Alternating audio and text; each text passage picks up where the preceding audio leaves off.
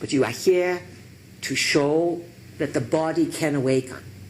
Now, there are going to be many people who are going to figure out how to get the best miles per galaxy and beyond with the body. And this is going to be quite a demarcation point for humankind.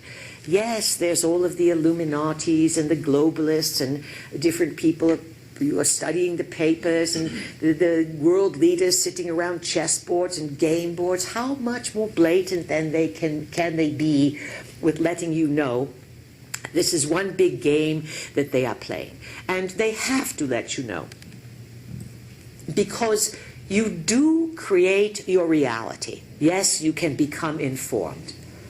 But if these technologies have been presented to you by extraterrestrials and they are allowing you to be informed, obviously they do not feel threatened by you becoming informed, because what you are becoming informed over won't do you any good. You can surf the internet all you want, but you are just looking at data, looking at data. We want you to use the internet, as we said yesterday, wondering, activating, allowing abilities to come forward so that you are healthy, you are vital, you are feeling good. Remember, this is just a bit of review to emphasize why we work with you, what our goals for you are. We are not here to deal with millions and millions. Our words will reverberate out.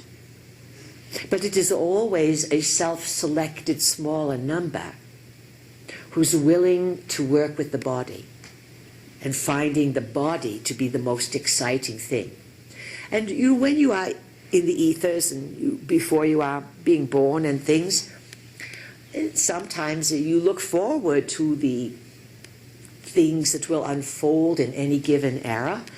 And being that time has a simultaneous nature, meaning that all things happen at once, except they are separated by little cells and cubicles of reality, you know what you are incarnating into in general, and you have an idea of the cultural parameters, the challenges, the victories, and you grow up into it. And almost all people are excited about coming back to having a body. And then they get here. And they get distracted. It's a lot of work, people. A lot of work to get the right timeline, to get the right bloodline that will augment your abilities, to connect up with your colleagues. And it's all possible in the late 20th century, early 20th century Earth. 1800s, 1900s, it was a little more challenging. A lot more organization had to happen to create flutterings of synchronicities to bring people together. People lived in small communities, villages, towns, and they never left. So they incarnated in groups, and you were with that group. Today you have credit cards and airplanes. And so that you can find your tribe, your colleagues, anywhere in the world. This is a window. The internet is a window. The electronic world, the freedoms, the ability to move around the world here and there, these are all a window in time. And this window flew wide open to compel you to go out and search into the world at the beginning of the time we call the nanosecond. We called it the nanosecond because it was 25 years of accelerated energy, and it flashed by so quickly along the lines of time. We used to say one had to have the coordinates and be able, as even extraterrestrials, to locate you, to locate and be here in that slice of time. Oh, lots of visitors can find Earth. It's not a problem. Enter the solar system, it's there. Number 7. Yes, number 7. 7 in.